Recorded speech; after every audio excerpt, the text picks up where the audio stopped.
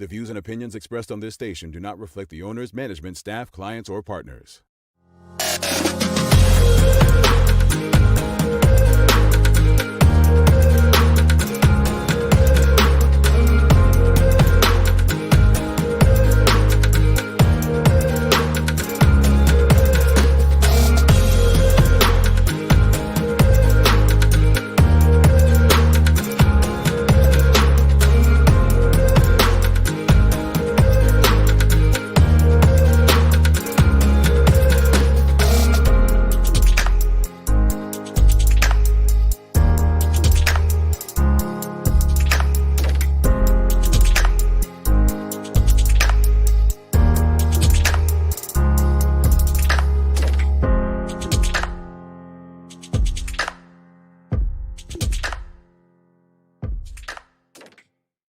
It's Thursday, the 21st day of January, 2021. Welcome to the Daily Hour, brought to you by Medical House One Communications and Lindo's. I'm Jamal Hartman, along with Carla Zool. Thanks for making us part of your daily routine.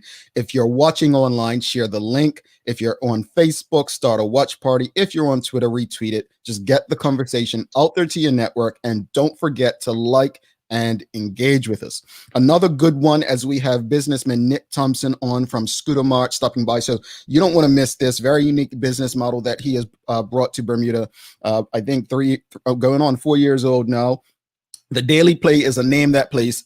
I'm going to say it. I know I say it a lot, but it's a very easy one. Pretty much giving Carla something in the palm of her hands again today. So let's see if she can get it as quick as yesterday's question. But we have a lot to talk about. Are you surprised we have so much to talk about? Like, Carla, yesterday I thought that today's show we might be talking about the inauguration in the United States, right? With the I guess the passing of the well, it wasn't really a pass of the torch, because passing the torch is like a relay. And if someone's not there to pass the baton to you, is it really like a relay? The other person took the baton and went home, and so you had to get a new. You get what I'm saying, right? He flung it on the ground and left. yeah. He didn't really show up. But I thought we would be talking about that, and we will talk about that. But did Bermuda try to upstage the U.S. inauguration by laying charges to former Premier Dr. Ewart Brown yesterday? I saw someone say that. I saw someone make a comment similar to that, saying, "Oh, it's ironic that Vice President Kamala Harris went to Howard, and this was happening to a Howard alumnus." So, well, I mean, I will say that it definitely. I don't think many people were shocked when you looked at the comments, but the timing was a bit interesting as it relates to Dr. Ewart Brown's case. Now, that said, there's a lot. I mean, when I read the report, because obviously you attended the court hearing, correct? Yeah. Were you able to see Dr. Brown's face during the court hearing? Yeah, you have to show your face, actually. So, yeah. And what was his demeanor like? Normal. He was chill. He was Dr. Brown, and he didn't say much. His lawyer, QC Jerome Lynch, said it all. It was the bail hearing was quite interesting, the bail discussion, I should say. But no, Dr. Brown was his normal, respectful, cool, calm, collected self. James Birch says, was it announced during the inauguration to minimize it being a focus?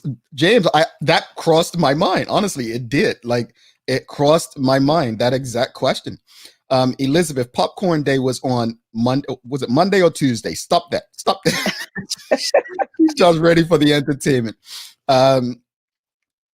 Yeah, so look, this has been going on, and based on what you reported, these are charges stemming from 2001 to 2007, correct? Yeah. And what were did they say what the 13 charges of corruption were? I'm transparent, they did. I haven't done court in ages, so I thought plea court started at 10, and it actually started at 9:30. And so when I got in, I just caught the tail end as such, and I was able to get a recap. So I was there for all of the bail hearing as such, which was quite interesting, like I said. But I did see in other places that it was broken down. So, but what can I say? It was stunning when I got the message. I was actually shocked. I was like, wow. And especially remember when he was on the show late last year, was it? And he said, yeah, I'll be ready whenever and I'll fight it to the tooth. And I was like, well, bring those teeth.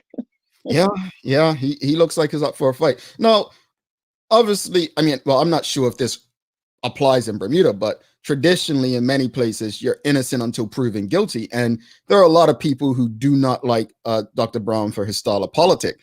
Do you think that he can get a fair trial in Bermuda? I never even thought about that.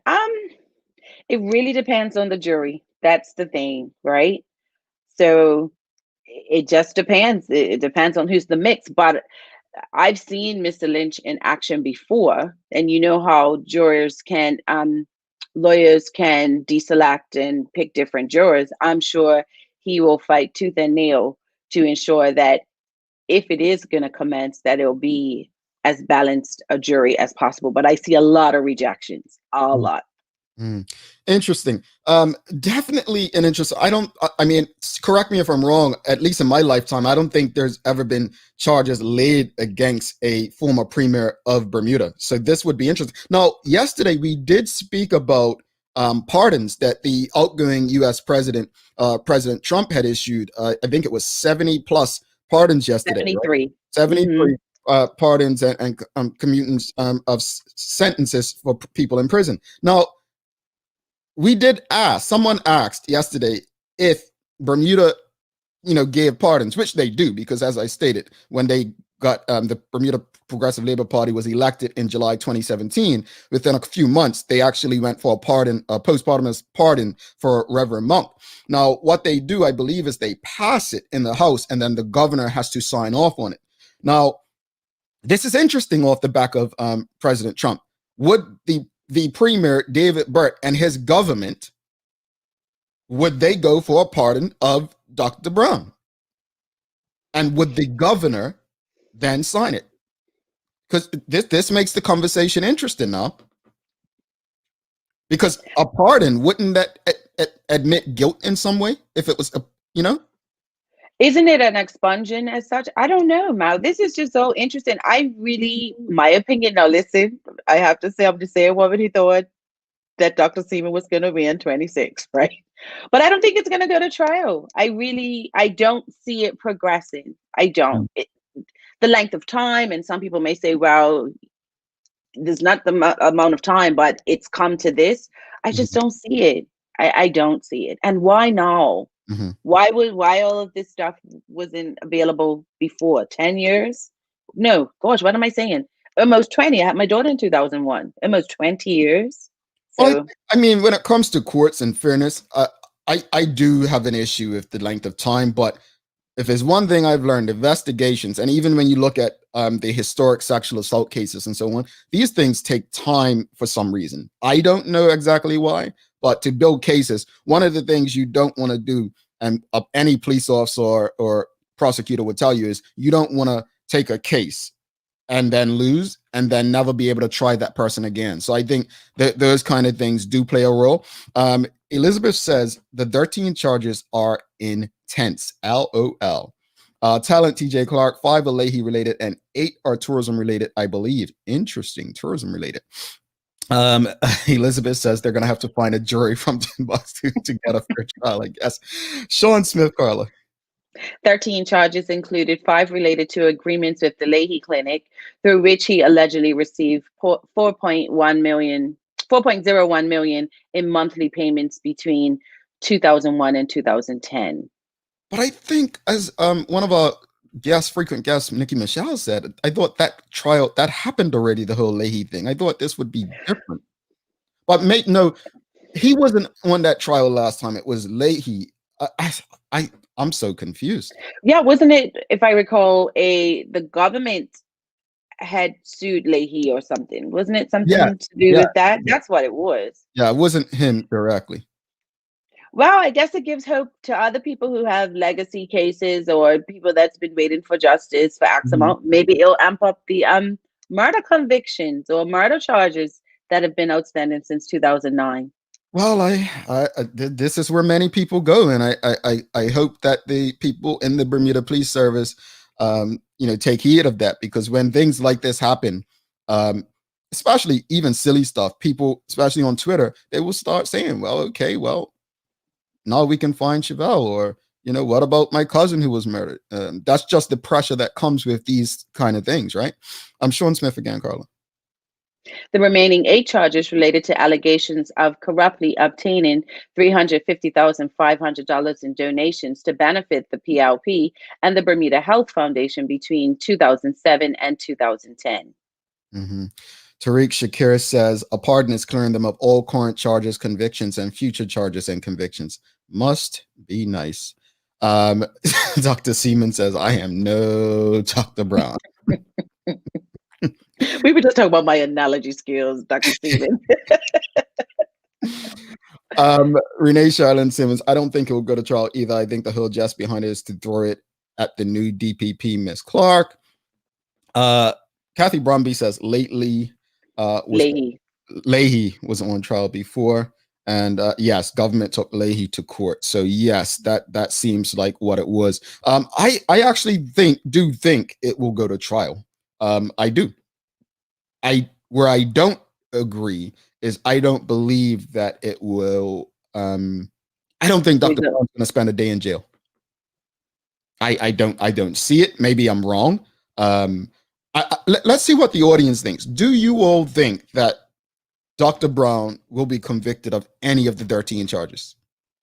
I keep in mind, I know very little about this, but just going based on history, I don't see it happening. I don't see it happening, Carla. Well, based on demeanor in court yesterday, I mean, they meaning Dr. Brown and Mr. Lynch, I mean, they were not bothered at all. You know what I mean? And hey, kudos. He was just as cool as a cucumber. He didn't look frantic, or because in court you can see people's panic and read their body language. Mm-hmm. Nothing. Inviting them to golf tea time. Here's a question, Talent TJ Clark. Did they say what punishment the charges could carry, like prison time or anything? No, because remember, it's indictable, so the charges have to be laid in Supreme Court. So magistrates court wouldn't even have the powers to levy a punishment. So no. Mm-hmm. Charles H. Jeffers, good question, and I'm guessing not. Is there no statute of limitations in Bermuda? I'm gonna say probably not, Charles. I'm gonna say probably not based on this. I thought it was 7 years at one point, but then there have been times when people have absconded from the country and then come back years later and face charges. I know of one guy years back, so maybe it isn't. Yeah, I remember years back the gentleman who was in Scotland for those years. Yep, I definitely remember that case. Ashes says our former premier, not at all. Dr. Seaman thinks it's a waste of time and money, and I think a lot of people have felt that way. I will hold my comment on that until after I hear something in the trial. All we know is what the charges may be. We don't know exactly what they have. We don't know the evidence. And again, these things take time. We've seen a lot of cases be solved after many years. We kind of never know what it is that people know. We don't. Carla, let's go to some comments. I'll go with Robert Durham. I don't feel he will, but you never know what evidence they have. That's it right there. Tariq Shakir, the case will get thrown out. I feel like if we were in a different jurisdiction, that may be true. Charlotte Fox says, no, the man alone. I disagree. I don't leave him alone. If there's some information that proves guilt in anything, you don't leave it alone because it sets a bad precedence for the next. Just think about how people feel about the former president, Donald Trump. No, you don't just leave stuff alone. If there is evidence there, then you go through the process. I'm going to use President Trump as an example. He may not be charged today. He may not be charged tomorrow, next year, but 5-10 years from now, he may be charged. We cannot set a precedent in our minds to act as if just because something happened a decade ago or 2 decades ago that it should be dismissed. If someone is guilty, and I'm going to challenge all of you, I'm going to challenge the audience today, because if you didn't feel this way about the sexual harassment charges that were brought to light by Bermudians against the draft, then why are you so defensive of Dr. Brown like it should just be thrown away? I'm not here to throw guilt, because in my opinion, people are innocent until proven guilty. At least that's the way I believe. But we're not going to sit here and act like we should just leave this man alone. No, that's not how this works, because nobody would be saying that to you about you if it were you. We're not going to do that. That's the Bermuda selective way, though. Mm-hmm. I think people tend to, and I guess it's across the board, people have a passion for what benefits them or touches their heart. Mm-hmm. So that's why I don't think it's going to be, I wish I was in Bermuda to see this jury selection. It's going to be so interesting. Mm-hmm. Trust me, I feel if it goes that far, there are going to be so many dismissals and etc. beyond belief and ever seen before. I guarantee it. I'm going to sit back and hold my judgment on anything. What I just want us to be very cautious about is making comments like this. We don't know this. Look, my job in media is to not change anyone's mind or make people think what I want them to think or believe. But what I want to do is challenge you to think. And some of us, we rest on our laziness. And that may be a harsh word, but laziness to just say, you know what, this has been going on for too long, leave him alone. You haven't convicted him. No. Because if I'm a supporter of Dr. Brown, I want him to go through this process so that he can prove that he's innocent if he is. That's what we should be encouraging. But if he's guilty, then he should face the music like any other citizen would as well. That's where we have to get as a society. This BS about protecting people because they may have been good in our eyes as politicians, stop the BS. Seriously. Because I can guarantee you, if it were you, ain't nobody sitting up there saying, oh, just leave her alone. If he's guilty, then he faces the music. If he's not, then we celebrate the fact that he went through the process and had no charges to answer. Let's get to that place. We can do it. A few more comments. We're running a bit late, Carla. Let's go to some comments. Lakey says, no court case. There will be no case to answer. Elizabeth, Carla. I feel like they must have sufficient evidence in order to convict him, or else they wouldn't even charge him. Well, I mean, again, that remains to be seen. Talent TJ Clark says, like Jamal, I need to hear more, but for them to lay charges, they have to have sufficient evidence, multiple DPP involved, so I'll wait. I mean, that's all I'm saying. Let's just hear it out. Let's not pass judgment. We do not know. It reminds me of that not my child syndrome, right? The child went out, pulled the trigger. Not my child. I know my child. My child won't do that. The evidence shows otherwise. Let's not do that. We're more responsible people than that. We're better than that. Let's not do that. Do I hope he's found not guilty? I don't want to see anybody found guilty in court if they have not done what they're accused of. I don't. I'm on the side of justice, the side of right. We always should be on that side. Remove your bias. You deserve it. We deserve it. Carla, are you ready for the news? I sure am. All right, over to you. We'll be back with Nick Thomson from Mart.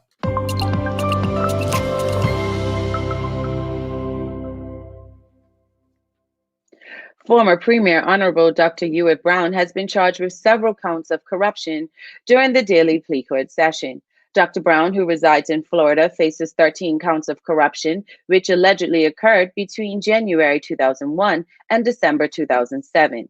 He was not required to enter a plea as the charges are indictable and must be read to him again in the Supreme Court.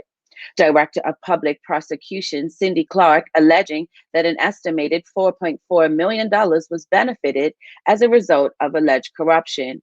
Represented by QC Jerome Lynch, Dr. Brown was granted $250,000 bail with one like surety that must reside in Bermuda by Senior Magistrate Juan Wolf. He was ordered to appear at the April 1st arraignment session. Attendance for the first day of the Special Topics in Insurance Foundations of Bermuda International Reinsurance Sector Lecture Series surpassed the organizer's expectations, says Vice President of Academic and Student Affairs at Bermuda College, Dr. Phyllis Curtis Tweed. We are pleased that the credit component of this pilot is fully subscribed and that so many people are auditing the lectures free of charge. Anyone can still audit the lectures, and I invite you to sign up. The lectures are held every Monday from 6 to 9 p.m. via Zoom, and the lectures feature local and international experts in the field and are facilitated by the college's senior economic lecturer, Craig Simmons. Bermudian Kathy Duffy, country leader of Bermuda AIG, will be the guest lecturer on Monday, January 25th, and will discuss the evolution of international insurance in Bermuda. New U.S. President Joe Biden has signed 17 executive orders in his first hours of office, targeting some of his predecessor, Donald Trump's most controversial policies. 9 of the orders undid his immediate Mr. Trump's policies, with multiple others targeting COVID, climate change, immigration, and racism, including the controversial Muslim ban. Today is a day that many of us can appreciate, especially during this pandemic. First celebrated in 1986, Hugging Day became a popular observance through the fact that people just like the idea of it. Founded by Kevin Zaborny, he thought the idea for the day after noticing how in between Christmas, New Year's, and Valentine's Day, people tend to be in low spirits despite how positive the holidays are. In the United States, studies have shown that people tend not to show their emotions in public, and with Hugging Day, it aims to change the way people look at emotions. Hugging has many benefits. It helps reduce stress by showing support, helps boost the immune system, improves heart health, and produces oxytocin, a brain chemical associated with happiness. The best way you can celebrate is by hugging people. In some cases, just a fist pump because you got to be socially distant. Hug your mom, your dad, your grandparents, your kids. Hug everyone you know. If you are more bold about your emotions, give free hugs to people you don't know, but in all cases, ask permission first. Turning to weather, the high temperature in Bermuda will be 61, is expected to reach 42 in Newark, New Jersey, and 41 in Nottingham, UK. Don't forget to tune in to the full100radio.com tonight for Nighttime Jams, featuring some of your favorite romantic classics. That's your Daily Hour news break. Yo, let's just keep it socially distanced. If you see me walking the street, don't try to hug me. I'll punch you. I'm joking. I'm not a hugger. Real quickly, we're going to take a break. Be back with the Scooter Mart guy. I love the business concept, so I'm really looking forward to Nick. Just want to go through some comments real quickly before we go there. Sean Brown agreed, Jamal. No one says that Tucker's Town Land Commission should be ignored because it happened a long time ago. Elizabeth says, I'm glad someone said it. Remove your bias. Renee Charlene Simmons says he wants to go through the process as well so he can prove his innocence again. You know what? I'm going to say this to you like this before we go to break. I hope my mother, my sister, my father, you, Carla, my business partners, my wife, I hope nobody ever goes so hard for me that I make them look silly. And I mean that. Because if I'm wrong, I don't want you feeling that and taking that on after the fact. And I say that because I have no issue with Dr. Ewart Brown. And actually, I would love to see him go through this process to prove people wrong. But what we can't do, folks, someone asked, I think it was up in the comments, like, what did they find? Help me. That's the whole point of the damn court case. What do you mean? That's the whole point of it. I don't get you all. Like, seriously, that's the point of the court case. They're going to tell you, but not on your time, on theirs. That's how this works. I've been to court. It's called conscription. Where there is smoke, Dijon says. We're going to take a quick break. Like I said, we'll be back with our guest for today, Nick Thomson from Scooter Mart. Good day, Medical House Doris speaking. Can I help you?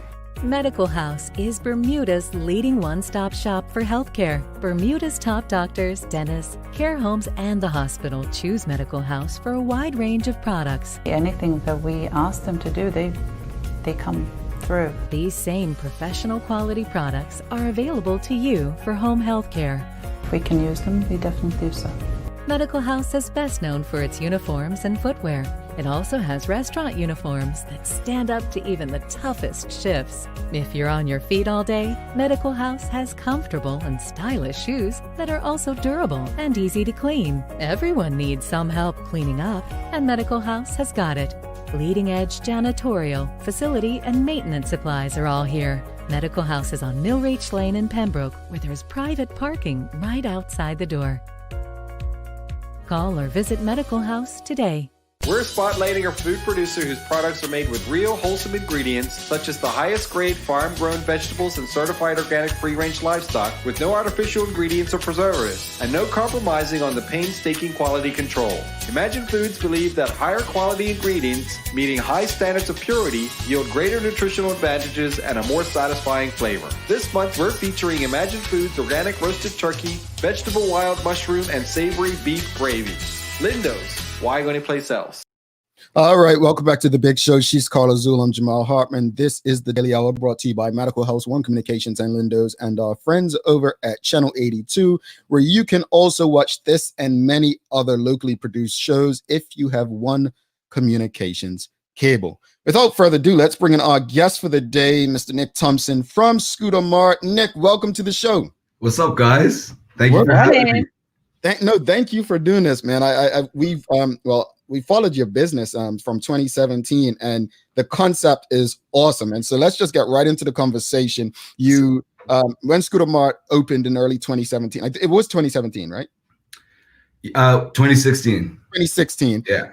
It became Bermuda's first used bike dealership, right? Where did you get this idea from? And has the experience met or exceeded your expectations? Yeah. First of all, Jamal, you're not a hugger, man. I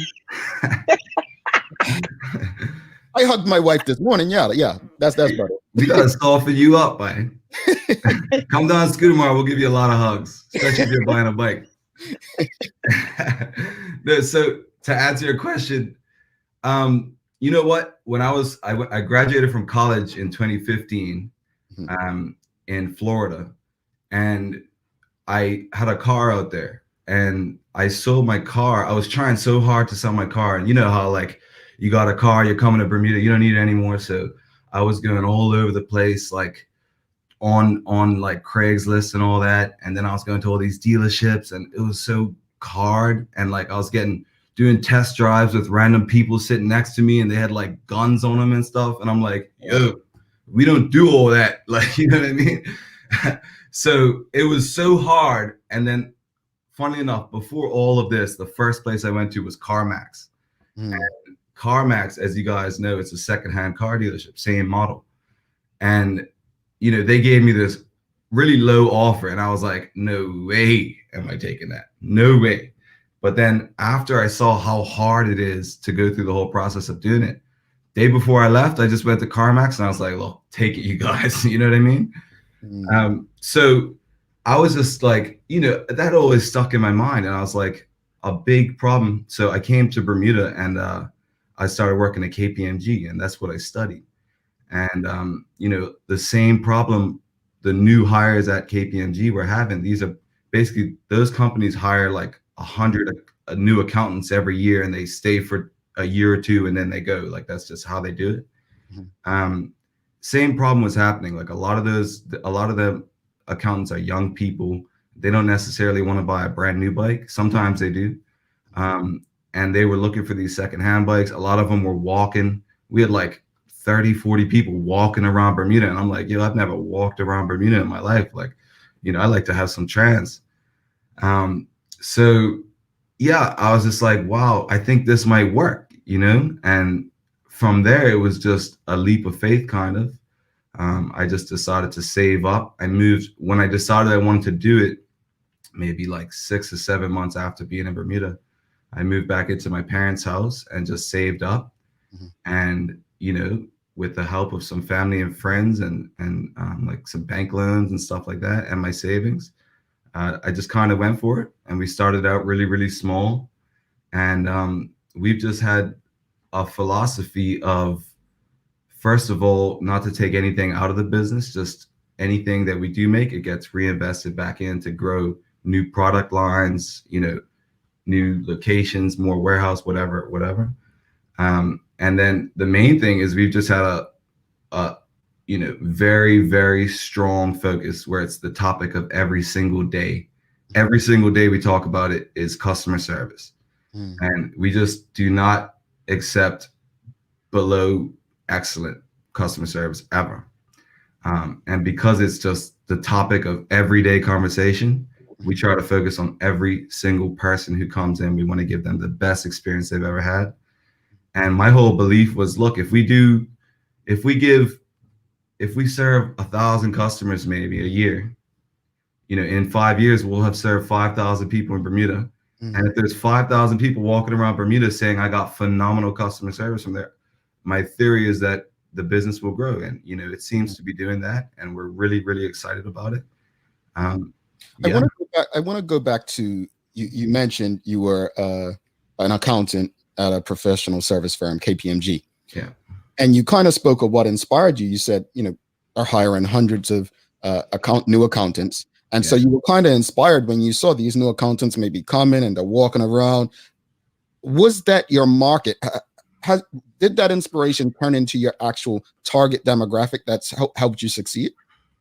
So funnily enough, in part, right, there's definitely a lot of them who we try to target for sure. But, I would say it's maybe even, I thought initially it would be a bigger part. I thought it would probably be 80%, 75%, those like accountants type new people coming to Bermuda looking for, but it's probably safety or even more Bermudians, local Bermudians than foreigners. But, saying that, the business model has changed a lot. So now when we started basically doing all secondhand bikes, now we're doing probably only 5% secondhand bikes. We're doing mostly new bikes now.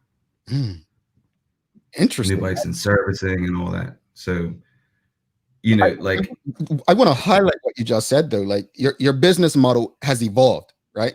And I think that's important to note, because one of the things that my partners and I always talk about, the plan as it was 4 months ago is different from it is now. And I think it's almost like a college degree. Once it's like a car, right?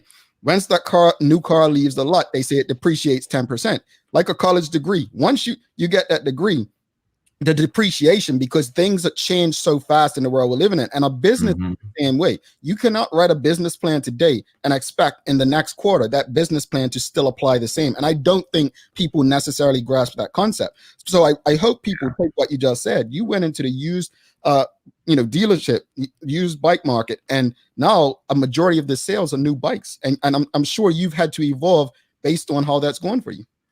Oh yeah, that's the hardest part. And maybe even the most fun part too is, for everyone out there taking the entrepreneurial route, it's really, really hard. And sometimes like you get so stressed out and you're doing so much work, and like every other part of your life goes down the drain, and friendships and health and everything else. But at the same time, I try to always remind myself, I have to be looking 2-3 years ahead minimum. If I'm not looking 2-3 years ahead, it's gonna come by and take us out, right? So it's always got to be like, okay, let me do my work now, but when I go home and chill out and meditate and sit down, I got to think about what this place is going to look like 3 years from now, because you might miss the wave on something now that is coming in 3 years, and in 3 years you can't help it, right? Once you realize, then it's too late. Indeed. And speaking about evolving business, this was one of the most impressive things I've read about Scooter Mart. Within a year, and you did this before it was even mentioned because I don't think the PLP were government yet, before a lot of Bermudians knew about it, when you transitioned to payment in Bitcoin. That was huge, because a lot of people didn't even know what it was at the time. What made you make that move? And have you seen a lot of customers?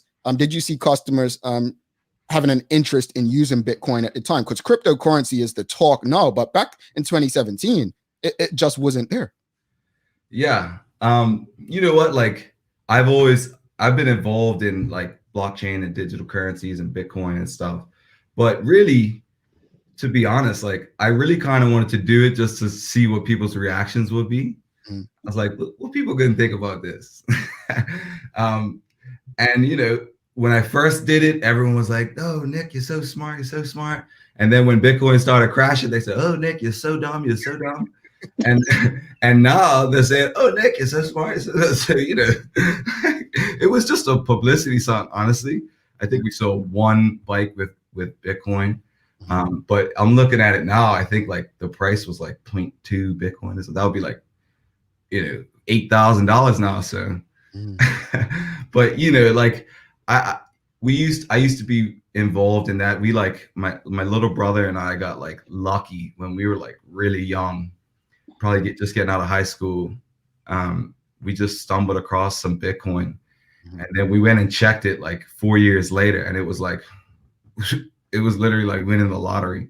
So we started messing around with all that, and you know, I prefer businesses like real businesses. All those things and Bitcoin and digital currencies are they're a bit like you know, I think maybe in 5 years or so the world will adapt and we'll be used to doing all that. But you know, certainly when we started taking Bitcoin, it was very early, and then I still think it's early. But maybe in like 5 years or so, we'll get more into that type of thing, I think. Indeed, I'd have to agree with you. Yeah. Now, Nick, you said initially you started out in the secondhand market, but now it's only about 5% of your business. What was the shift to why it declined, or to why the demand wasn't as great? Because I would think, especially for parents looking for like the 16-year-old bikes, that I thought it'd be a robust market. So what was the shift that made you go more to brand new bikes as such? Yeah, good question. So in our business, it's all about supply, like inventory supply. So the big shift was, as more people wanted to use our business, there's only a limited amount of secondhand bikes becoming available in this country, right? And especially secondhand bikes that we can buy, see a way that we can increase the value, which is like refurbish, repair, service, change the tires, whatever else, and then sell for a profit.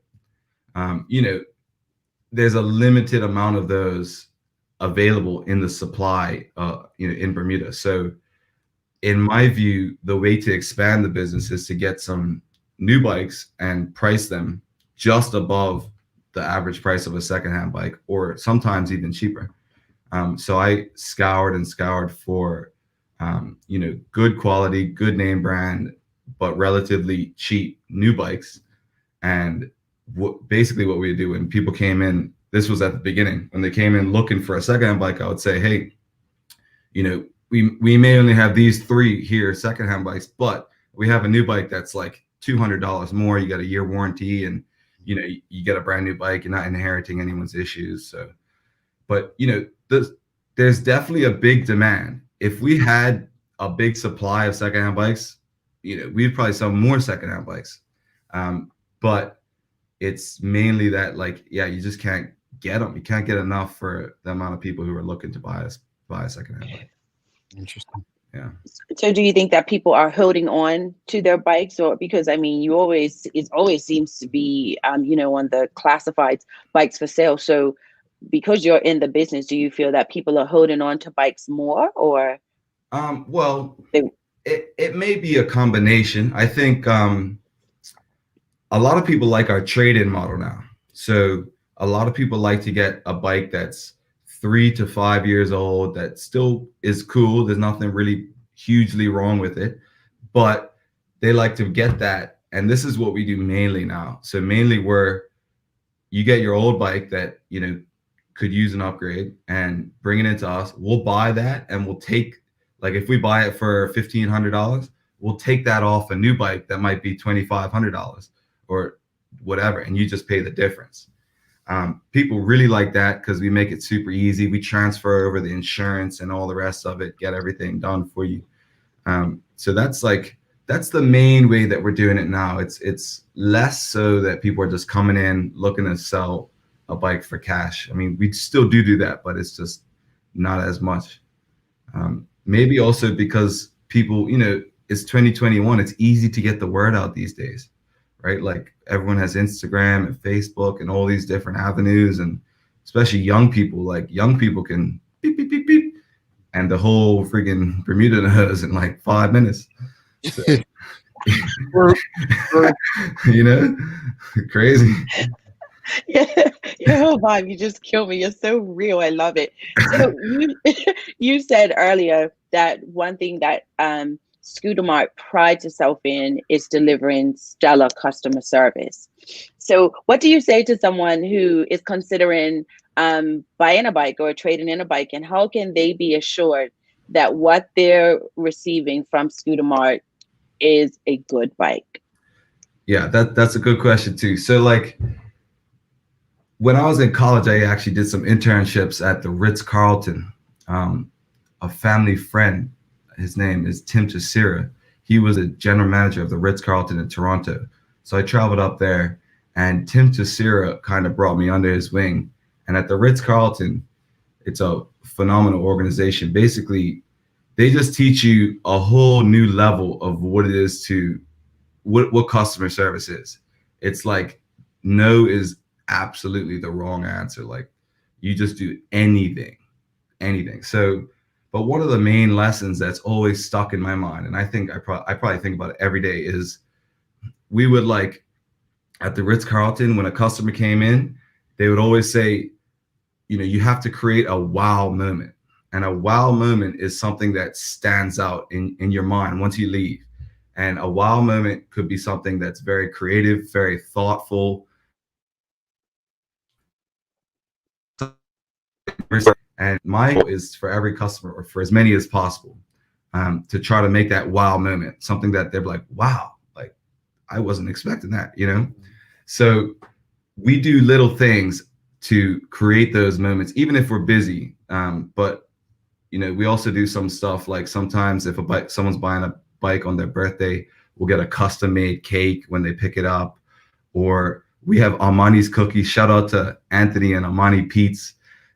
We've partnered with their company, and they're the coolest family. So I have a whole lot of time for them, and they've raised Armani so well, that family. But he makes phenomenal cookies. If anyone doesn't know about Armani Pete's, you gotta do some research, because those things are nice. And basically, so whenever someone comes into our store, is looking around and maybe buys a helmet, or even if you're just getting an oil change, we give you free cookies, freshly baked from Armani every couple days.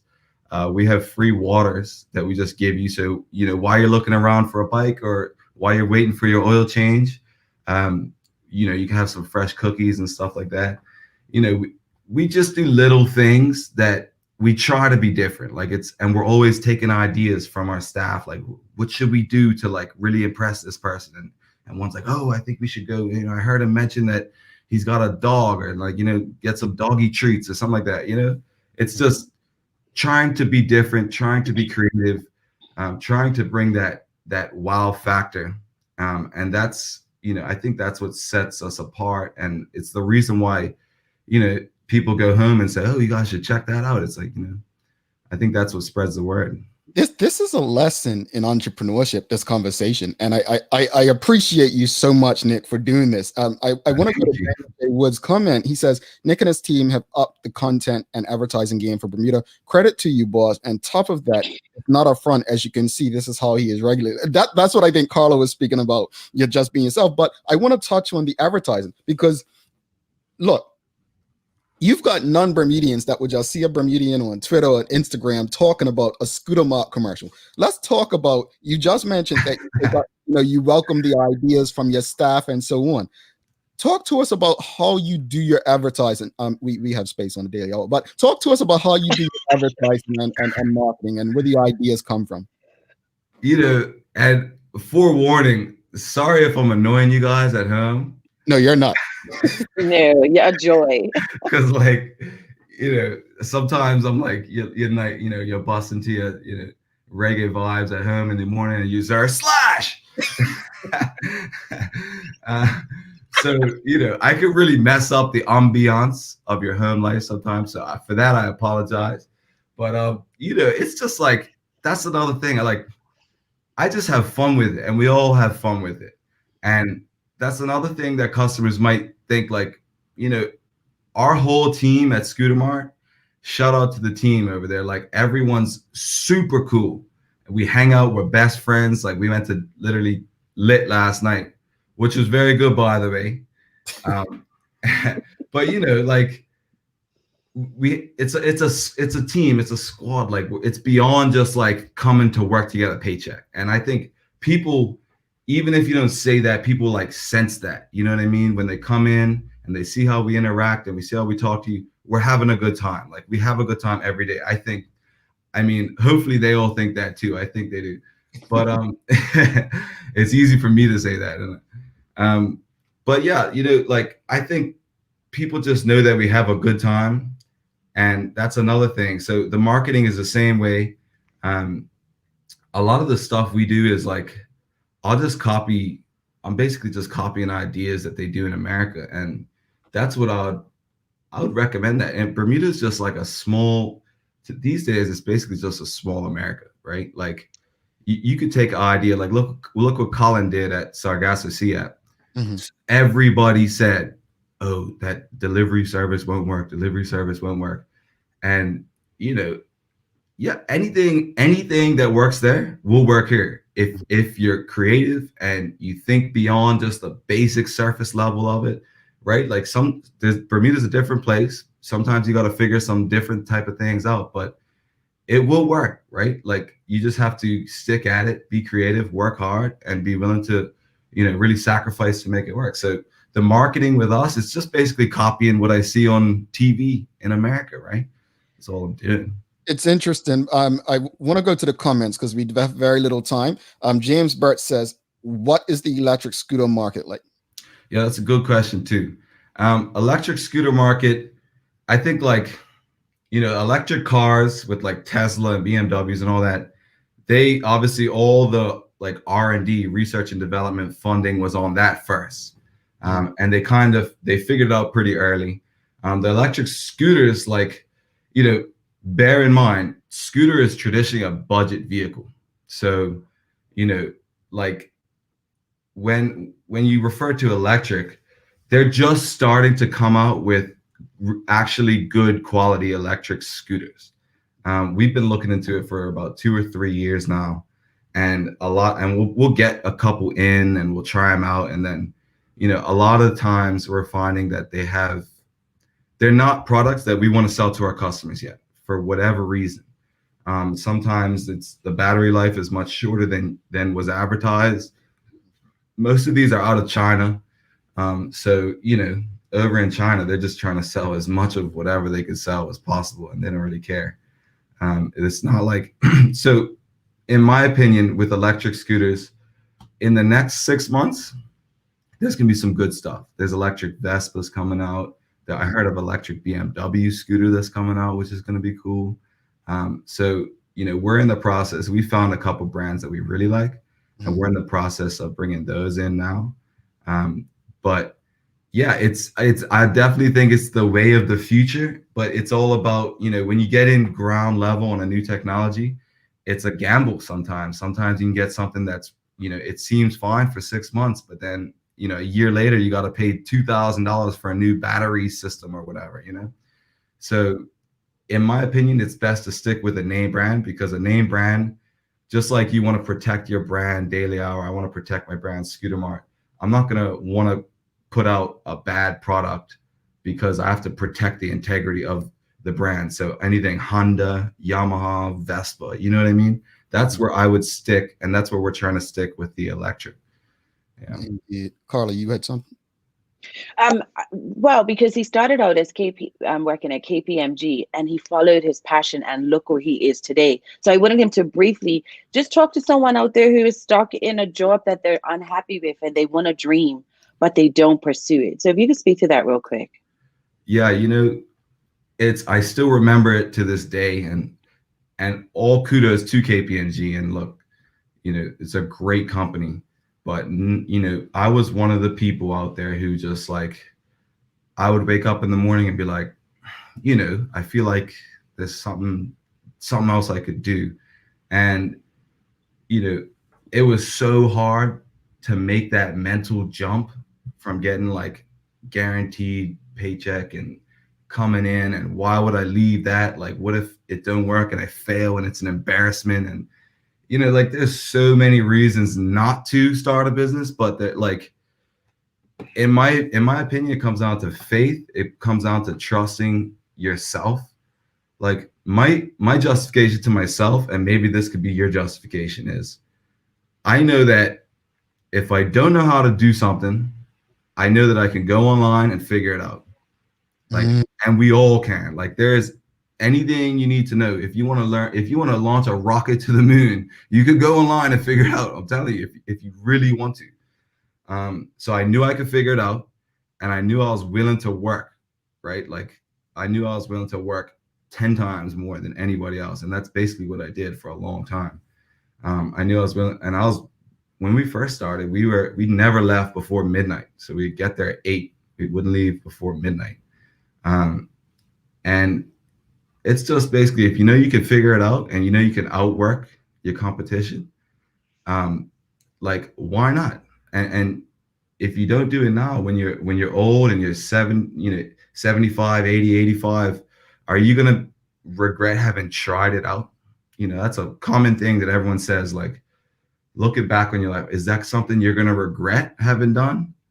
Or even if you fail, I bet you it'll bring so much value to your life in the form of a lesson and growth.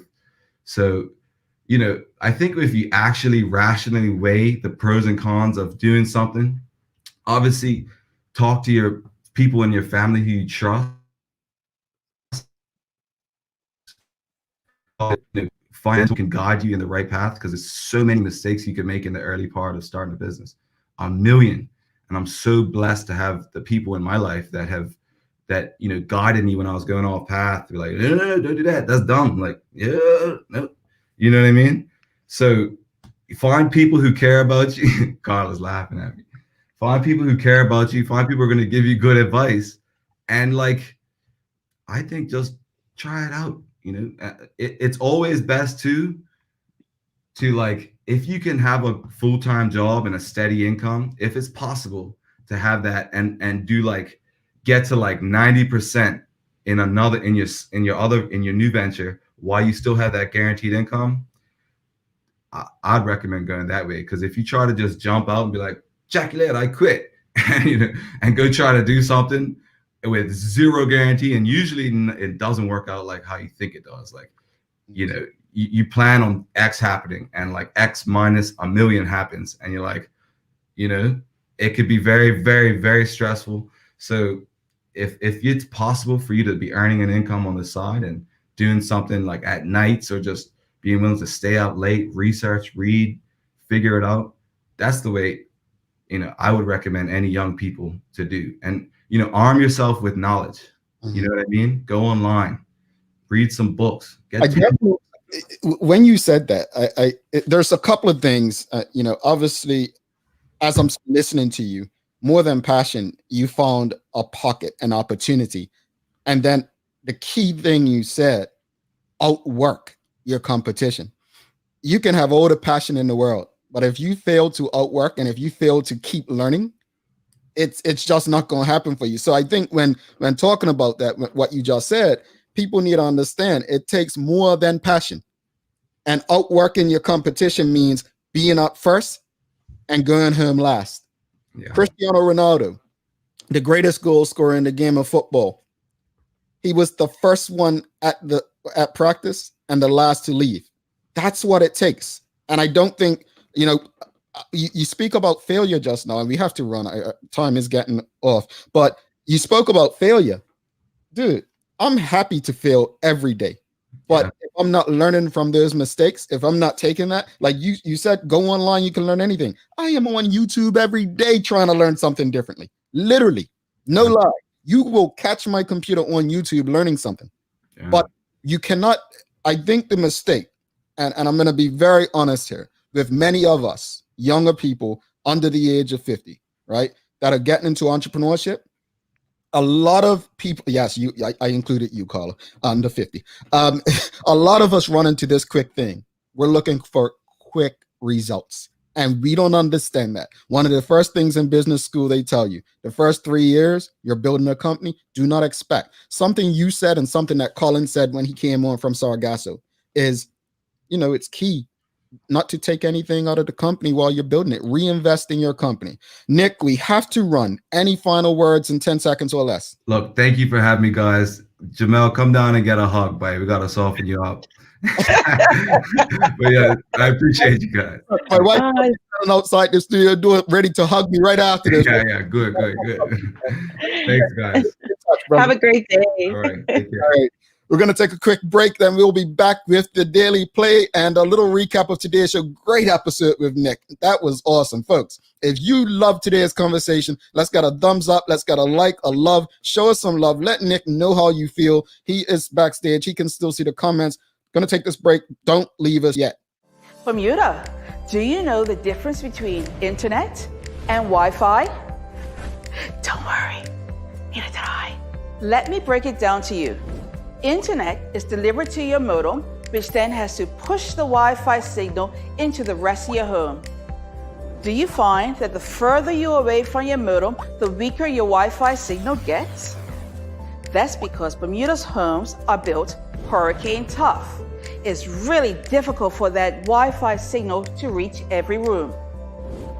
But you're in luck. Our One Home Wi-Fi solution guarantees Wi-Fi coverage in and around your home with the help of our Eero devices. Plug in the Eero around your home and it will create a mesh Wi-Fi network in every room. Check us out at One today to sign up and make sure you can stream, work, and play from every corner of your home.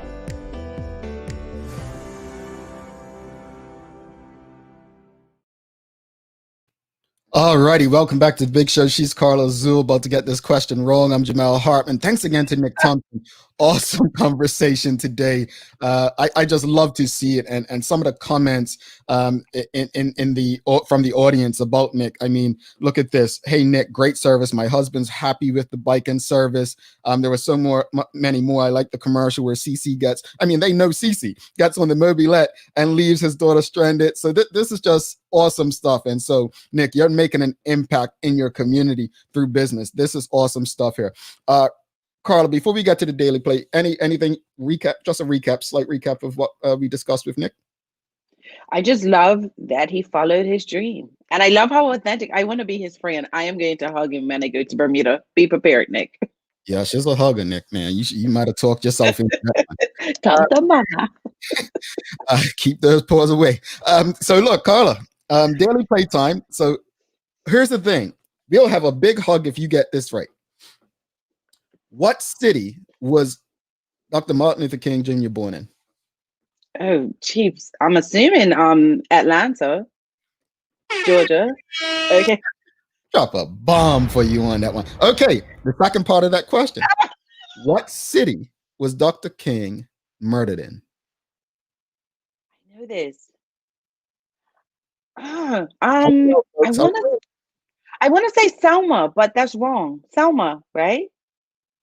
No, not in Alabama. I can't remember. Ugh, tell me somebody. North of Alabama. I could the hotel. I could picture it all, but I can't remember where. It was not in Alabama. It was the state north of Alabama that he was murdered. Tennessee. It's right state. Here we go. Memphis, Tennessee. Memphis. Tallahassee's in Florida. Sorry. Yes, Tallahassee is the capital of Florida. Memphis, Tennessee. All right, so you got half. He'll drop a bomb for you. He'll drop a bomb for you. So Dr. King was murdered in Memphis, Tennessee. What you got for motivation for us, Carla? When you undervalue what you do, the world will undervalue who you are. Oprah Winfrey. Make sure you value what you do, folks. Any final words before we go off, Carla? No, I've never seen a Scooter Mart commercial, so I need to go look at them if they're online. My goodness. She needs a little help. Look, we have DJ Ibreeze coming up tomorrow. This should be a very good conversation. This guy has done it all during the pandemic. He has kept Bermudians entertained, not just Bermudians, but people outside of Bermuda. So looking forward to that conversation. Our baby sister Jackie is back. You know, Fridays, she does not leave us stranded. Carla probably would, but you know, she likes it too. But anyway, thanks again to our partners, Medical House, One Communications, and Lindos, for ensuring that we're able to do this with you. As always, we appreciate you, we love you, and we thank you for making us part of your daily routine. If all goes well, we'll be back to do this again with you tomorrow. She's Carla Zul. I'm Jamel Hartman. My friends, make it your best day yet. My last day of my fast today. I'm happy. I got to eat fish tomorrow. You need a hug.